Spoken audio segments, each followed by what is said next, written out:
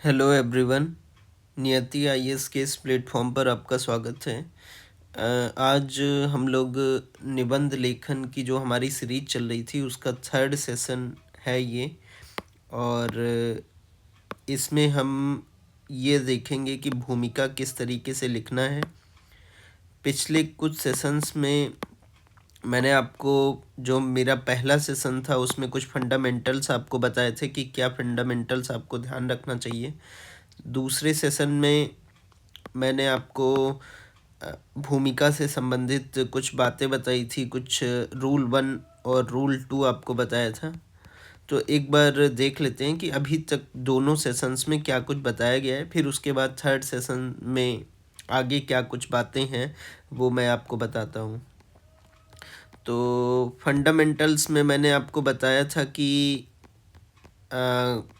अगर किसी भी निबंध की कुछ शुरुआत करना है तो किसी कविता, कहानी या किसी उद्धरण या किसी स्वयं का अनुभव, श्लोक, अंग्रेजी उद्धरण, इसके सब के माध्यम से आप निबंध की शुरुआत कर सकते हो। इसमें रूल नंबर 1 फर्स्ट सेशन में मैंने ये बताया था कि निबंध के मूल शब्द को भूमिका में परिभाषित करना अनिवार्य है। क्यों ये नियम बताया था? क्योंकि मैं ये बताना चाह रहा था कि निबंध की भूमिका में निबंध से संबंधित अंडरस्टैंडिंग एग्जामिनर को शो हो जाए, ये बहुत ज़्यादा ज़रूरी है। तो कीवर्ड को ज़रूर डिफाइन करना है, ठीक है। और ये कुछ ऐसे के माध्यम से मैंने आपको बताया था कि रचनात्मकता वह देखना है जो बाकी सभी ने नहीं देखा, और वह सोचना है जो किसी और ने नहीं सोचा। तो रचनात्मकता यहाँ पर कीवर्ड है, तो इसको परिभाषित कर सकते हो। या तो फिर ये वाली बात जो किसी कविता, कहानी, श्लोक, अंग्रेजी उद्धरण, स्वयं का अनुभव, इससे शुरुआत करके भी अपने निबंध की शुरुआत कर सकते हो, ठीक है। तो जैसे न्यूटन की कहानी के माध्यम से, गैलीलियो की कहानी के माध्यम से, जेएस मिल के माध्यम से, एडम स्मिथ के, या किसी भी जिसमें क्रिएटिविटी से संबंधित कोई बात हो, तो आप अपने निबंध की शुरुआत उससे कर सकते हो। या अगर कुछ इस तरीके की कुछ कहानी, कविता कुछ नहीं याद आ रहा है तो सीधे रचनात्मकता की परिभाषा से भी निबंध की शुरुआत की जा सकती है, ठीक है। फिर उसके बाद मैंने बताया था कि निबंध की जो भूमिका है, निबंध की भूमिका में मेटाफर अर्थात रूपकों को परिभाषित करना अनिवार्य है। कि अगर कोई मेटाफर है, मेटाफर मतलब रूपक होता है। मेटाफर की हिंदी रूपक है, जिसमें मैंने ये बताया था कि रूपक का तात्पर्य होता है कि इसमें प्रस्तुत अर्थ के अलावा एक अलग अर्थ है, एक अन्य अर्थ भी है, एक अप्रस्तुत अर्थ भी है, तो उसी को मेटाफर कहते हैं, ठीक है। और इसको मैंने ये इस निबंध के माध्यम से बताया था कि जैसे सत्य कोई रंग नहीं जानता, तो ये एक ऐसे है, तो इसमें कोई रंग ना जानना, कोई रंग का जो मेटाफर है, रंग यहाँ पर प्रस्तुत अर्थ ना होकर के एक कोई अप्रस्तुत, कोई गूढ़ अर्थ रख रहा है, तो रंग शब्द को निबंध की भूमिका में परिभाषित करना अनिवार्य है। तो मेटाफर को जरूर अपने निबंध की भूमिका में परिभाषित करना है। तो एक की वर्ड को डिफाइन करना है, और एक अगर कोई मेटाफर है, कोई रूपक है, तो उसको भी परिभाषित करना अनिवार्य होता है, ठीक है। तो ये बात कुछ मैंने भूमिका के स्तर पर आपको बताया था। और फिर इसके बाद आज कुछ आपको सेकंड सेशन में होमवर्क भी दिया था कि इन ये जो एस्से हैं इनके बारे में आपको एक बार भूमिका लिखने की प्रैक्टिस करना है। कि बिना लड़े ही दुश्मन को परास्त करना युद्ध की सर्वोच्च कला है। ये 2025 का एस्से। विचार एक दुनिया खोजता भी है और एक बनाता भी है, ये भी 2025 में पूछा गया एस्से है। सबसे अच्छे सबक कड़वे अनुभवों से सीखे जाते हैं, ये भी 2025 का है। तो इसकी भूमिका लिखने के लिए मैंने आपको दिया था, होपफुली आपने प्रैक्टिस किया होगा। आज इस सेशन में हम लोग थर्ड जो है 2025 का थर्ड नंबर का एस्से कि विचार एक दुनिया खोजता भी है और एक बनाता भी है, इसके बारे में देखते हैं कि अगर इसकी भूमिका मुझे लिखना होगा तो किस तरीके से लिख सकते हैं। तो भूमिका से संबंधित जो मैंने नियम बताया था आपको, उन्हीं नियमों के अनुसार चलना है, ठीक है। कि अगर निबंध की भूमिका आपको लिखनी है तो आपको ये अपने दिमाग में रखना होगा कि निबंध सबसे ज़रूरी भाग है हमारे एसे का, और इसमें हमको एग्जामिनर को समझ शो करनी होगी, अंडरस्टैंडिंग शो करनी होगी कि महोदय आपने जो निबंध का विषय ये दिया है ये मैं पूरी तरीके से समझ गया हूँ। तो इसमें क्यों भूमिका में अंडरस्टैंडिंग शो करनी होती है, तो अंडरस्टैंडिंग शो कैसी होगी, एक तो की वर्ड को डिफाइन कर दो, और अगर कोई मेटाफर है, तो मेटाफर को ओपन कर दो कि ये रूपक है और इसका तात्पर्य यह है कि कोई रूपक आया है तो रूपक को डिफाइन कर दो। तो ये बात, या फिर अगर जैसे आपने कोई निबंध की शुरुआत किसी कविता, या निबंध की शुरुआत किसी कहानी, या निबंध की शुरुआत किसी श्लोक, या निबंध की शुरुआत किसी अंग्रेजी उद्धरण के माध्यम से किया है, या किसी स्वयं के अनुभव के माध्यम से किया है, तो आप इस बात को ध्यान रखो कि ये उद्धरण, ये कोटेशंस निबंध के विषय को पूरी तरीके से परिभाषित कर रहे हों, और ये बात एग्जामिनर को बता दो कि ये प्रस्तुत कहानी, ये प्रस्तुत श्लोक इस तरीके से निबंध के विषय से कनेक्टेड है। तो ये कुछ बातें हैं। तो अभी जैसे हमारे सामने विचार एक दुनिया खोजता भी है और एक बनाता भी है। अगर इसकी भूमिका लिखनी हो तो किस तरीके से लिखेंगे, तो इसमें जैसे अगर कोई एक महत्वपूर्ण कोटेशन मुझे इस समय याद आ रही है तो वो है स्वामी विवेकानंद का स्टेटमेंट। स्वामी विवेकानंद का क्या कथन था? स्वामी विवेकानंद का कथन था कि एक विचार को ले लो। स्वामी विवेकानंद का कथन था कि एक विचार को लो, फिर उसके बाद इसमें इन्होंने आगे कहा था कि उस विचार को पूरी संपूर्णता के साथ जियो। एक विचार को लो और उस विचार को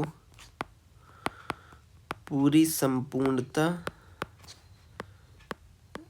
के साथ जियो। उस विचार को पूरी संपूर्णता के साथ जियो, उसी के बारे में सोचो। आपकी हड्डियों में, आपकी नसों में, आपके रक्त में वही विचार दौड़ना चाहिए और यही सफलता का मार्ग है। इस तरीके का कुछ स्वामी विवेकानंद का स्टेटमेंट मुझे याद आ रहा है। तो वो स्टेटमेंट को ले करके आप निबंध की शुरुआत कर सकते हो, क्योंकि निबंध क्या कह रहा है कि विचार एक दुनिया खोजता भी है और एक बनाता भी है। तो यहाँ पर विचार जो है वो कीवर्ड है।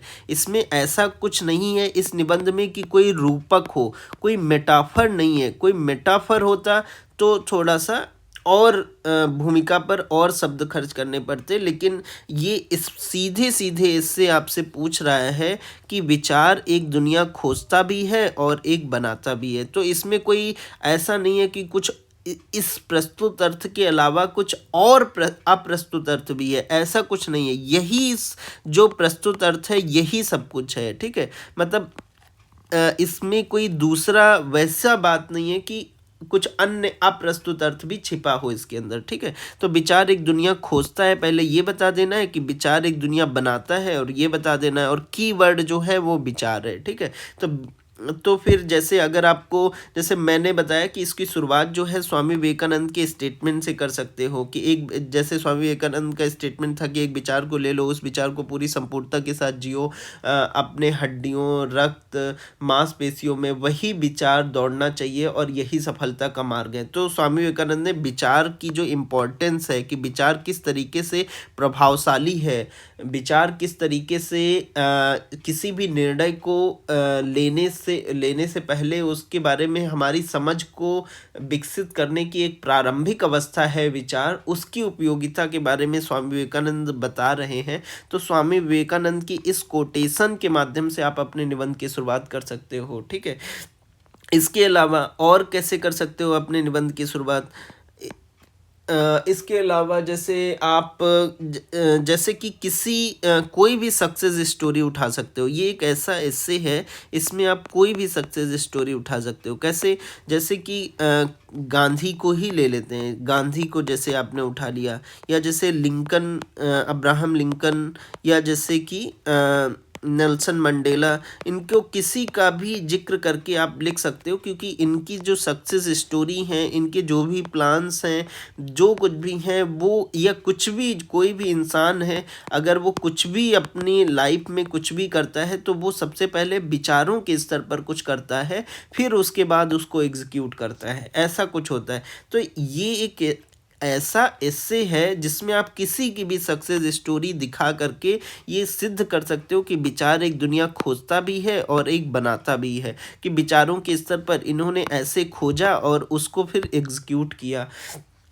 तो ये बात आप कर सकते हो। या जैसे इसमें अन्वेषण, कोई भी मतलब कोई खोज वगैरह से संबंधित कोई उदाहरण दे सकते हो, किसी वैज्ञानिक खोज से संबंधित, या किसी मतलब किसी एक वैज्ञानिक का उदाहरण दे सकते हो, किसी एक स्पोर्ट्स पर्सन के उदाहरण से शुरुआत कर सकते हो, किसी किसी को भी सेंट्रिक रख करके इस वाले निबंध को अच्छे से एक्सप्लेन किया जा सकता है कि विचारों के स्तर पर उन्होंने ऐसा कुछ किया, ऐसा कुछ खोजा, ऐसा कुछ समझा, फिर उसके बाद उसको एग्जीक्यूट किया, उसको सृजन किया। कुछ इस तरीके की बातचीत कर सकते हो कि विचार एक दुनिया खोजता भी है और एक बनाता भी है। तो हम मुझे नहीं लगता कि इस वाले निबंध की भूमिका लिखने में आपको कोई दिक्कत आएगी, क्योंकि बहुत सिंपल सा है, कुछ अलग से कुछ आपको एफर्ट्स डालने का ज़रूरत नहीं है।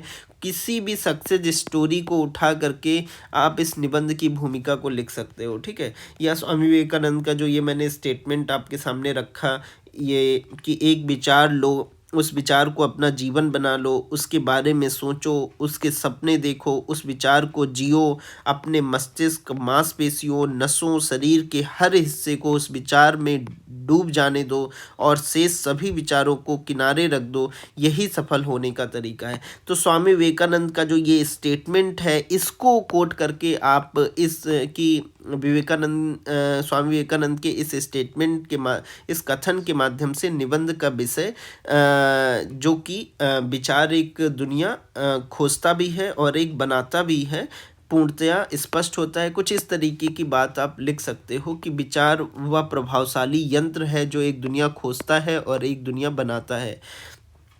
तो इस तरीके की बातचीत आप कर सकते हो। या इसके अलावा इसमें विचारों के स्तर पर, जैसे मैंने आपको बताया कि किसी भी ऐसे व्यक्ति का उदाहरण दे करके जिसने जिज्ञासा के माध्यम से जिसके अंदर कुछ भी इस तरीके की जिज्ञासा रही हो, फिर लाइफ में कुछ अचीव किया हो, तो उस व्यक्ति का उदाहरण दे सकते हो। किसी दार्शनिक और वैज्ञानिक अन्वेषण से संबंधित किसी व्यक्ति का उदाहरण दे सकते हो।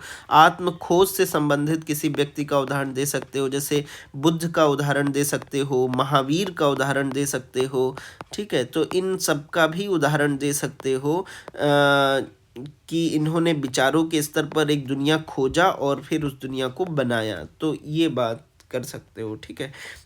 या या फिर जैसे एमिली डिकिंसन की एक बुक है, the brain is visor then the sky. तो इस बुक का जिक्र कर सकते हो, जिसमें मानव मस्तिष्क की क्षमता, महत्व और आश्चर्य पर प्रकाश डालती है।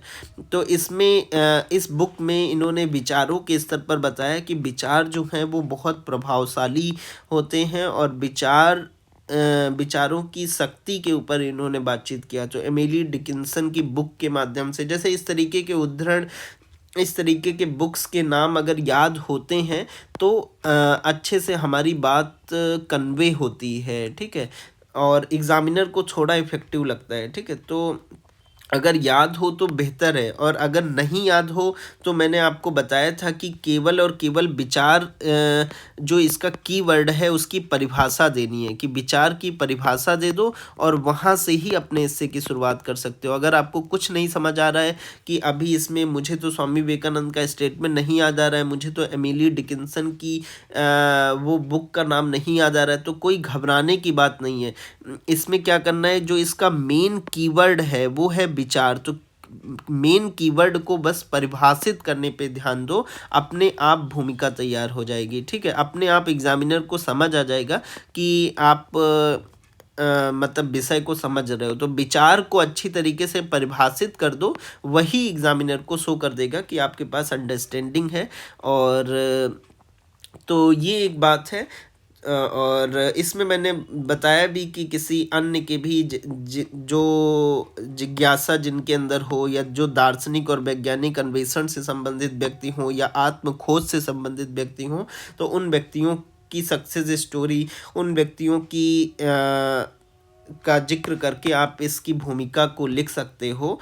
और विचार की परिभाषा मैंने यहाँ पर दिया है। अगर आपको कुछ भी नहीं याद आ रहा है तो केवल इसका जो कीवर्ड है विचार, उसकी बस परिभाषा दो और आपकी भूमिका का एक पहलू मतलब तैयार हो जाएगा कि विचार मानव चेतना का आधार है, जो हमें केवल अस्तित्व को समझने में ही मदद नहीं करता बल्कि उसे नया आकार देने की शक्ति भी रखता है। उपर्युक्त कथन कि विचार एक दुनिया खोज, देखो निबंध से ऐसे रिलेट करना है। कोई भी बात भूमिका की लिखो तो लिख करके बस छोड़ मत दो कि एग्जामिनर को इंडिकेट करो कि देखो मैं निबंध से रिलेट करके बातें कर रहा हूँ। ऐसा नहीं है कि निबंध से हट गए हो। ये पूरे निबंध में आपको ये बात ध्यान रखना है कि निबंध के शब्दावलियों का हमेशा उपयोग करते रहना है, ठीक है। तो विचार बल्कि उसे नया आकार देने की शक्ति भी रखता है। उपर्युक्त कथन विचार एक दुनिया खोजता भी है और एक बनाता भी है। मानव इतिहास के दो मूलभूत पहलुओं को समाहित करता है,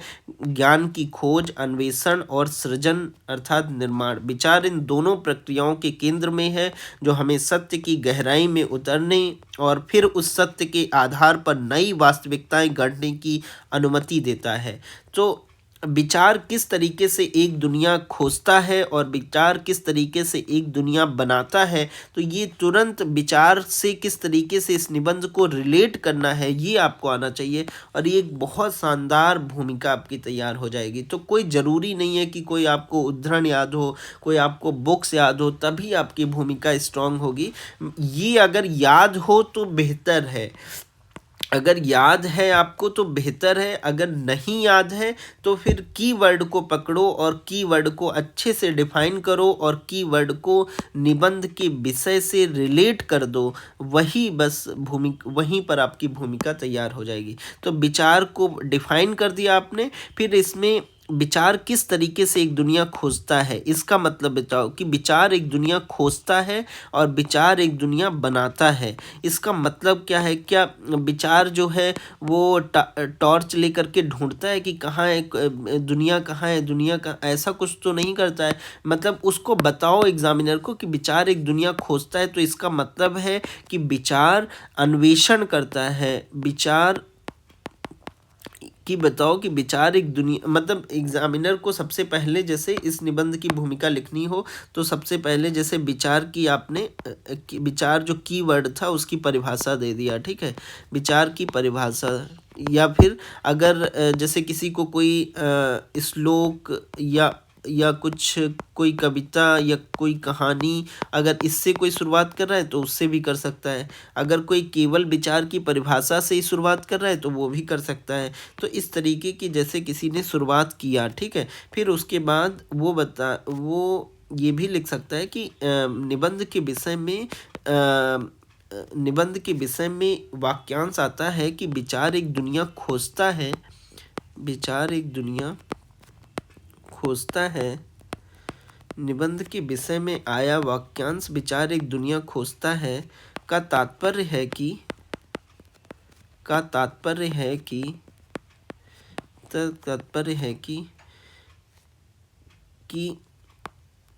विचार खोज या कहें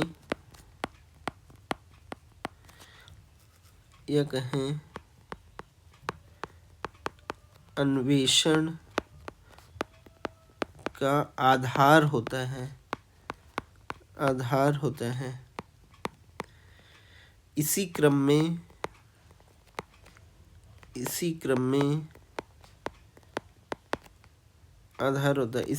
एक अन्य वाक्यांश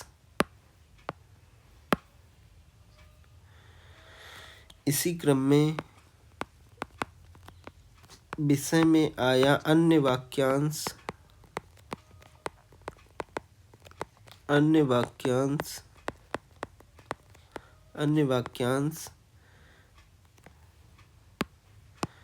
में विषय में आया अन्य वाक्यांश की विचार एक दुनिया बनाता भी है,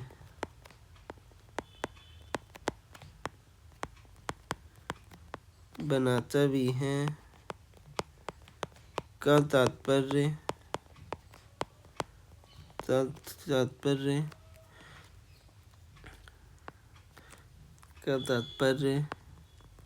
सृजन एवं रचनात्मकता से है।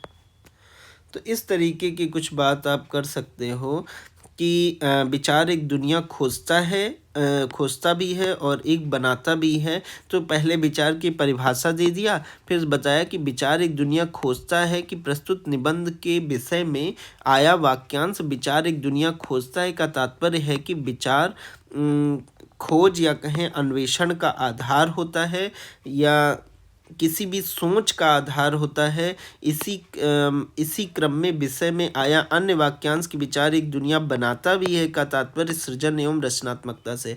मतलब मेरे कहने का मतलब है कि जो विषय है, विषय के पहले कीवर्ड को पकड़ो, फिर कीवर्ड के बाद ये कीवर्ड किस तरीके से रिलेट कर रहा है कि विचार एक दुनिया खोजता है और विचार एक दुनिया बनाता है, तो उसको तुरंत डिफाइन करने की कोशिश करो एक भूमिका में। और कुछ इस तरीके की अच्छी परिभाषा आप विचार की लिख सकते हो और खोजने का अर्थ बता सकते हो कि खोजने का अर्थ है एनालिसिस करना, कि विचार आसपास की दुनिया में पैटर्न, सत्य और व्यवस्था को समझने की कोशिश करते हैं विचार के माध्यम से। जैसे न्यूटन ने सेब के गिरने में गुरुत्वाकर्षण का नियम खोजा। विचार एक दुनिया खोजने का अर्थ है कि विचार के माध्यम से समझ डेवलप होती है। विचार एक दुनिया बनाता भी है, एक क्रिएटिंग अ वर्ल्ड, एक दुनिया बनाता भी है, तो इसका मतलब है कि इनोवेशन से है, ठीक है, इनोवेशन से है और निर्माण से है।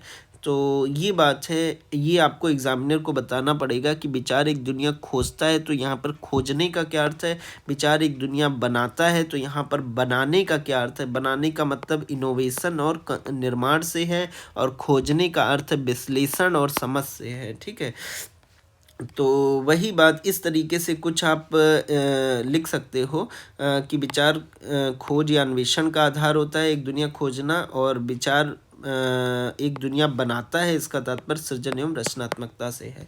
तो इस तरीके से कुछ निबंध की शुरुआत कर सकते हो और इस तरीके से जब निबंध का विषय पूरी तरीके से स्थापित हो जाए तब फिर आपको स्पष्ट रूप से एग्जामिनर को लिखना है कि इस प्रकार, तब आपको एग्जामिनर को पैरा चेंज करके लिखना है कि इस प्रकार निबंध के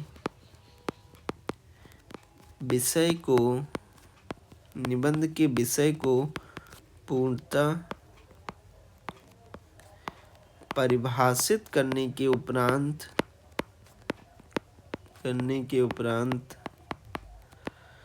मुख्य भाग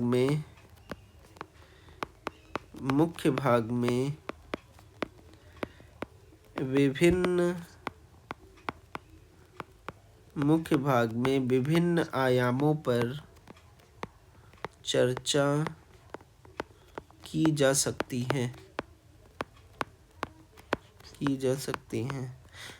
या इस प्रकार निबंध के विषय के परिचय के उपरांत आइए मुख्य भाग में अन्य पहलुओं को देखें, फिर डैश लगा करके। तो मुख्य भाग जब हम आगे सेशन कंटिन्यू करेंगे तो उसमें फिर मुख्य भाग को में किस तरीके से चलना है वो मैं आगे के सेशंस में बताऊंगा। अभी आज के सेशन में और आने वाला जो अभी कल का सेशन है उसमें केवल और केवल भूमिका देखेंगे कि निबंध की भूमिका किस तरीके से लिखना है, फिर मुख्य भाग को आगे सेशंस में देखा जाएगा, ठीक है।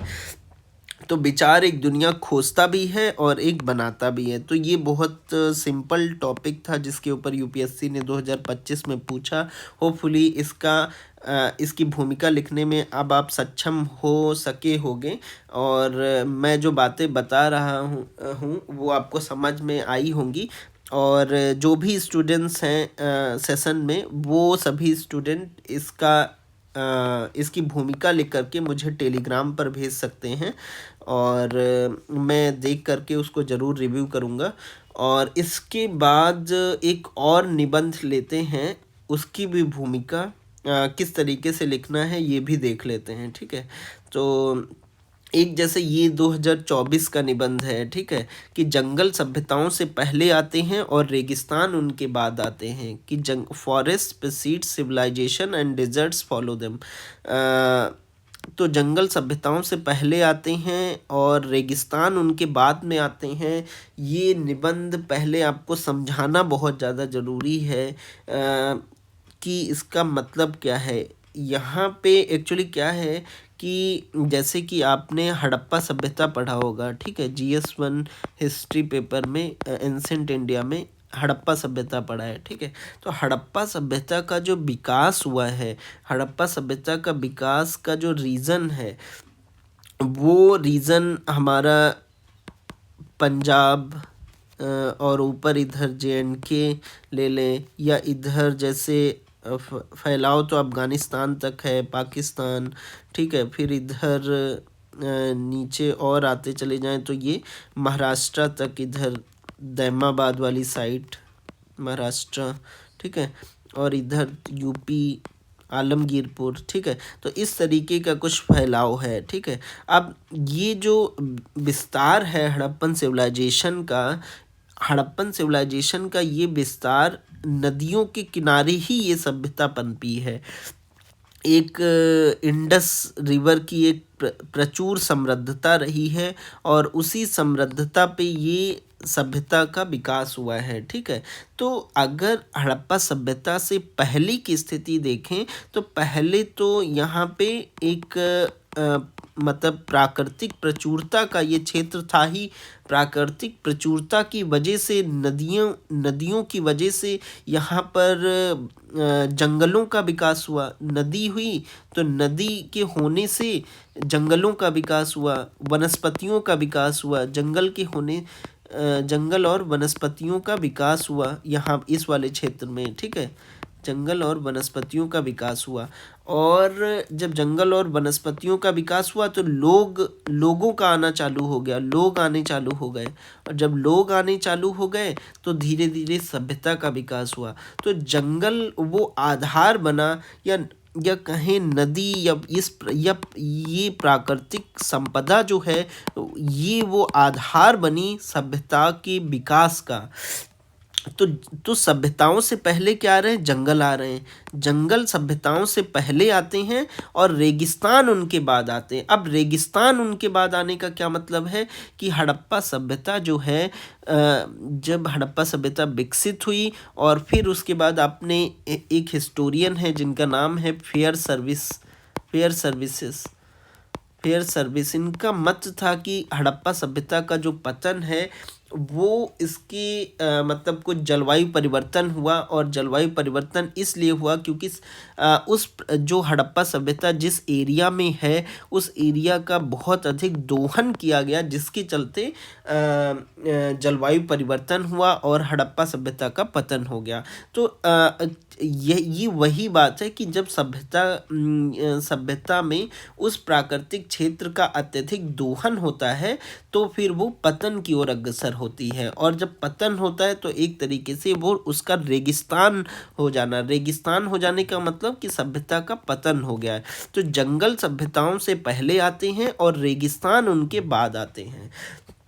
तो ये भी अपने मतलब प्रस्तुत अर्थ में बहुत महत्वपूर्ण निबंध है, और इसका एक अप्रस्तुत अर्थ भी है कि जंगल जो है वो व्यक्ति की उस प्रारंभिक अवस्था को दिखाता है जिसमें व्यक्ति के पास अनेक संभावनाएं होती हैं। जिस तरीके से जंगल में अनेक संभावनाएं होती हैं, जिस तरीके से जंगल लकड़ी की प्रचुरता होती है जंगल में, जिस तरीके से जंगल में आध्यात्मिक और शांति के केंद्र जंगल को माना जाता है तो उसकी प्रचुरता है। जिस तरीके से जंगल में बहुत सारी संभावनाएं पनप सकती हैं, बहुत सारी मतलब जीव जंतुओं का निवास स्थान होता है। जंगल को मतलब जंगल वो आधार है लोगों के विकास का।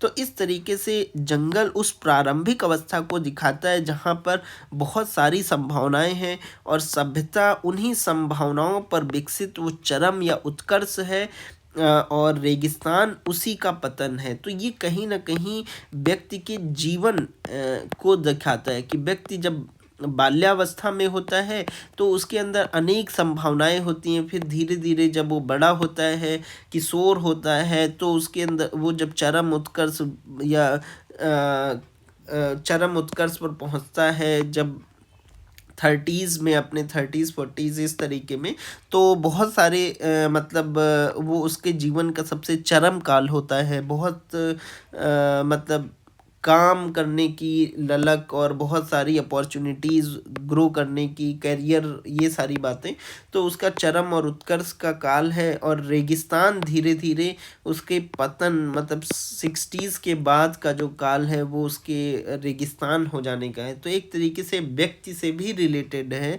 कि इंसान का किस तरीके से प्रारंभिक अवस्था, फिर उसके बाद चरम और उत्कर्ष, फिर उसका पतन हो जाना। तो जंगल सभ्यताओं से पहले आते हैं, रेगिस्तान उनके बाद में आते हैं। तो इसको दर्शन से भी थोड़ा बहुत रिलेट कर सकते हो, लेकिन दार्शनिक पक्ष इस वाले निबंध में उतना अधिक प्रभावी रूप से नज़र नहीं आता है। तो इस वाले एस्से में जो दार्शनिक पक्ष है वो उतना हावी नहीं हो रहा है जितना हावी इसका प्रस्तुत अर्थ ही है कि हाँ, जंगल सभ्यताओं से पहले आते हैं और रेगिस्तान उनके बाद में आते हैं। तो इसमें बहुत सारी सभ्यताओं को आधार बना करके आप अपने इस निबंध को अच्छी तरीके से लिख सकते हो। ठीक है। तो इसमें जैसे मैंने हड़प्पा सभ्यता का एग्जांपल दिया, तो आप हड़प्पा सभ्यता से रिलेट करके अपने निबंध की अंडरस्टैंडिंग को शो कर सकते हो और एग्जामिनर को बता सकते हो कि हाँ एग्जामिनर महोदय, आप सही कह रहे हो कि जंगल जो है वो सभ्यताओं से पहले आते हैं और रेगिस्तान उनके बाद में आते हैं। कि आप बात सही कह रहे हो कि जंगल सभ्यताओं से पहले आते हैं और रेगिस्तान उनके बाद आते हैं, और रेगिस्तान उनके बाद आते हैं। कि और इसको आप, जैसे एक मैंने शुरुआत करने का आपको तरीका बताया कि आप हड़प्पा सभ्यता से रिलेट करके अपने उत्तर की शुरुआत कर सकते हो कि हड़प्पा सभ्यता की वो जो क्षेत्र है जिसमें हड़प्पा सभ्यता का विस्तार हुआ, वो किस तरीके से वो क्षेत्र अपनी प्रचुर समृद्धता को रख रहा था, और फिर वो वही प्रचुर समृद्धता हड़प्पा सभ्यता के रूप में अपने चरम और उत्कर्ष पे पहुंची। फिर उसके बाद जब इस क्षेत्र का अत्यधिक दोहन किया गया, प्राकृतिक संसाधनों का अत्यधिक दोहन किया गया, तो किस तरीके से हड़प्पा सभ्यता का पतन हो गया। तो ये बात आप बता सकते हो कि हाँ, बहुत सही बात का है कि जंगल सभ्यताओं से पहले आते हैं और रेगिस्तान उसके बाद में आते हैं। ठीक है।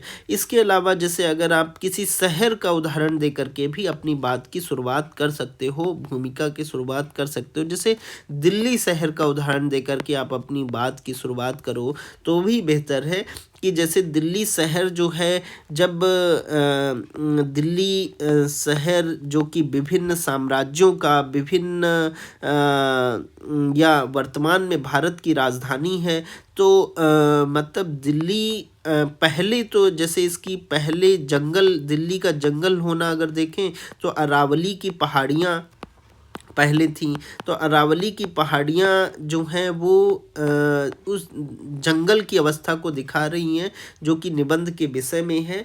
और ये अपनी यहाँ पर बहुत प्रचुरता थी, बहुत समृद्धता थी, प्राकृतिक रूप से अत्यधिक समृद्ध क्षेत्र था, जिसलिए लोग इधर आना चालू हुए। और एक इंद्रप्रस्थ से लेकर के और वर्तमान भारत की राजधानी तक दिल्ली एक गढ़ के रूप में रहा, और उसके पीछे महत्वपूर्ण कारण था इसकी प्राकृतिक समृद्धता, एक सेंटर के रूप में होना, सिक्योर होना, ऊंची पहाड़ी पर होना, एक इस तरीके का कुछ बसा शहर था, तो लोगों को अट्रैक्ट किया। लेकिन इसी दिल्ली का जब अत्यधिक दोहन हुआ, इसी के प्राकृतिक संसाधनों का जब अत्यधिक दोहन हुआ, तो या दिल्ली दिल्ली नहीं रही, और ये दिल्ली एक मतलब गैस चैम्बर के रूप में अभी हो गई है। और गैस चैम्बर के कहें तो बेहतर है, अगर इसको कंक्रीट का एक ढेर कहें तो भी बेहतर है, कि कंक्रीट का एक ढेर बन गई है दिल्ली। तो ऐसा कुछ हो गया है। और तो किसी शहर के माध्यम से भी इस निबंध की शुरुआत कर सकते हो, कि जंगल जो हैं वो सभ्यताओं से पहले आते हैं और रेगिस्तान उसके बाद में आते हैं। तो इस निबंध के विषय को दिल्ली के उदाहरण से भी रिलेट करके अपनी बात को रख सकते हो एग्जामिनर के सामने। अगर आपको वर्ल्ड लेवल पर कुछ जाना है तो ब्राज़ील का उदाहरण दे करके अपनी बात को रख सकते हो, न्यूयॉर्क शहर का उदाहरण दे करके अपनी बात को रख सकते हो। तो इस तरीके की कुछ बातचीत कर सकते हो। अगर और भी आपको लग रहा है तो मिस्र की सभ्यता से रिलेट करके अपनी बात को रख सकते हो, कि नील नदी किस तरीके से सहायक रही है, उसका जिक्र करके बातचीत रख सकते हो। तो निबंध की शुरुआत में कुछ इस तरीके से बातचीत करना है कि हाँ, जंगल सभ्यताओं से पहले आते हैं और रेगिस्तान उनके बाद आते हैं, इस बात को डिकोड करना है। और अगर आपका मन हो तो एक दो पैराग्राफ में इसके दार्शनिक पक्ष को भी लिख सकते हो, कि जंगल सभ्यताओं से पहले आते हैं और रेगिस्तान उनके बाद आते हैं। इसका एक दार्शनिक पक्ष यह है कि यह व्यक्ति के जीवन क्रम की ओर भी इशारा करता है, कि व्यक्ति के जीवन का जो प्रारंभिक अवस्था है, जो उसकी बाल्यकाल है, वो विभिन्न प्रचुरता से भरा हुआ है। जिस तरीके से जंगल अत्यधिक प्रचुरता से भरे होते हैं, कि जंगल जो है वो जंगल में संसाधनों की प्रचुरता होती है, जंगल में स्थिर पर्यावरण होता है, जंगल आध्यात्मिक और सांस्कृतिक केंद्र होते हैं। तो जिस तरीके से जंगल अपनी प्रचुरता के लिए जाने जाते हैं, अपनी समृद्धि के लिए जाने जाते हैं, उसी तरीके से जो व्यक्ति का बचपन है, जो व्यक्ति की प्रारंभिक अवस्था है, वो उसी प्रचुरता और उसी संभावनाओं का गढ़ है। और धीरे धीरे जब ये सभ्यता का तात्पर्य अगर व्यक्ति के जीवन से देखें तो उसी 20s 30s 40s इस कालक्रम की ओर देख सकते हैं, जो व्यक्ति की जवानी का, व्यक्ति की मतलब परिपक्वता का काल होता है, जिसमें व्यक्ति अपने काम के बल पर, अपने कौशल के बल पर अपने करियर को एक महत्वपूर्ण मोड़ देता है, वो उसका सभ्यता हो जाना है। और 60s के बाद उसका रेगिस्तान हो जाना, उसके शारीरिक रूप से कमज़ोर होने की अवस्था, या धीरे धीरे एक शांति की अवस्था की ओर दर्शाता है। तो व्यक्ति के जीवन से भी इस बात को रिलेट करके आप लिख सकते हो और बता सकते हो कि जब विकास और दोहन होता है सभ्यता का, तो फिर उसका रेगिस्तान में बदल जाना स्वाभाविक होता है। ठीक है, तो इस तरीके की कुछ बातचीत आप कर सकते हो इस निबंध की भूमिका में। फिर उसके बाद मेन बॉडी में बहुत सारे डायमेंशंस आप ओपन कर सकते हो, कि जंगल सभ्यताओं से पहले आते हैं, रेगिस्तान उनके बाद आते हैं। तो इसमें क्या कुछ डायमेंशंस ओपन होंगे, वो सब हम आने वाले सेशंस में देखेंगे, कि मुख्य भाग अगर इसी निबंध का पूछा जाए तो किस तरीके से अप्रोच करना है। अभी के सेशन में मैंने आपको, जब ये सीरीज़ शुरू कर रहा था, तो मैंने आपको ये बात बताया था कि मतलब 3 सेशन में तो हम केवल भूमिका ही डिस्कस करेंगे। फिर आगे की क्लासेस में 5 से 6 सेशंस में मेन बॉडी डिस्कस करेंगे, 1 से 2 क्लास में निष्कर्ष, फिर 1 से 2 क्लासेस में प्रैक्टिस तो अभी भी मतलब एक तरीके से कर ही रहे हैं, मैं कुछ ना कुछ होमवर्क आपको दे ही रहा हूँ। तो कुल मिलाकर के ये वाला निबंध आपको समझ में आया होगा, कि जंगल सभ्यताओं से पहले आते हैं और रेगिस्तान उनके बाद आते हैं, इस निबंध को किस तरीके से अप्रोच करना है। तो हड़प्पा सभ्यता के उदाहरण के माध्यम से इस विषय को अच्छे से स्पष्ट किया जा सकता है। दिल्ली शहर के माध्यम से ब्राज़ील, न्यूयॉर्क शहर की हिस्ट्री के बारे में, या मिस्र की सभ्यता का उदाहरण दे करके विषय को अच्छे तरीके से आप एग्जामिनर के सामने रख सकते हो। या फिर अगर ऐसा कुछ भी उदाहरण आपके पास नहीं आ रहा है, तो मेरे फंडामेंटल रूल को याद करो। मैंने आपको बताया था कि अगर कुछ भी आपको एग्ज़ाम हॉल में नहीं याद आ रहा है, कोई उदाहरण, कोई कोटेशन कुछ भी नहीं याद आ रहा है, तो मेन कीवर्ड को पकड़ लो कि कीवर्ड को बस डिफाइन कर दो और निबंध के विषय से रिलेट कर दो, बस वही आपकी भूमिका बन जाएगी। इसमें सभ्यता मेन कीवर्ड है, तो उसी को रिलेट करो कि सभ्यताएं हमेशा प्रकृति की प्रचुरता में पनपती हैं, लेकिन अपने अस्थिर विकास के कारण वे अंततः उसी प्राकृतिक भंडार को बंजर भूमि रेगिस्तान में बदल देती हैं, जिससे उनका अपना पतन निश्चित हो जाता है। तो सभ्यताओं को रिलेट कर दो कि सभ्यताएं किस तरीके से जंगल की प्रचुरता में पनपती हैं और किस तरीके से जब उनका विकास होता है और उनका जब अत्यधिक विकास होने लगता है तो किस तरीके से वो दोहन होता है प्राकृतिक संसाधनों का, और जब प्राकृतिक संसाधनों का अति दोहन होता है तो वह क्षेत्र विशेष किस तरीके से रेगिस्तान में कन्वर्ट हो जाता है। तो इस विषय को आप अच्छी तरीके से एग्जामिनर के सामने रख सकते हो। ठीक है, तो जंगल सभ्यताओं से पहले आते हैं और रेगिस्तान उनके बाद में आता है, तो फिर उसको रिलेट कर सकते हो आप। और होपफुली मुझे लगता है कि आज के सेशन में जो कुछ भी मैंने आपको भूमिका लिखने का तरीका बताया, या आने वाले एक सेशन अभी और आने वाला, और पिछले सेशन में भी मैंने भूमिका लिखने के जो भी फंडामेंटल्स रूल्स बताए हैं वो आपको समझ में आया होगा। और कल जो सेशन होगा उसमें मैं एक मेटाफर वाली जो बात कहता रहता हूँ, हो सकता है कि अभी भी कुछ स्टूडेंट को समझ में ना आया हो कि ये मेटाफर ओपन करने की क्या बात बताते हैं सर, तो रूपक का क्या मतलब बताते हैं, तो उसको कल वाले सेशन में और अच्छे से बताऊंगा कि भूमिका में अगर कोई मेटाफर, मतलब अगर निबंध के विषय में कोई मेटाफर है तो मेटाफर को किस तरीके से अप्रोच करोगे भूमिका में, वो देख लेंगे। ठीक है, कल के सेशन में। तो कल के सेशन में हम लोग ये वाला देखेंगे कि मैले पानी को अकेला छोड़ने से ही उसे सबसे अच्छा साफ किया जा सकता है। तो इसमें मैला पानी का जो अप्रस्तुत अर्थ है उसको एक्चुअली भूमिका में बताना अनिवार्य रहेगा, तो उस पर बातचीत कर लेंगे। ठीक है, तो आज के सेशन में इतना ही, और कल के सेशन में हम लोग मिलते हैं, और कल के सेशन में भी हम लोग भूमिका को किस तरीके से अप्रोच करना है उसी पर बातचीत करेंगे। ठीक है, तो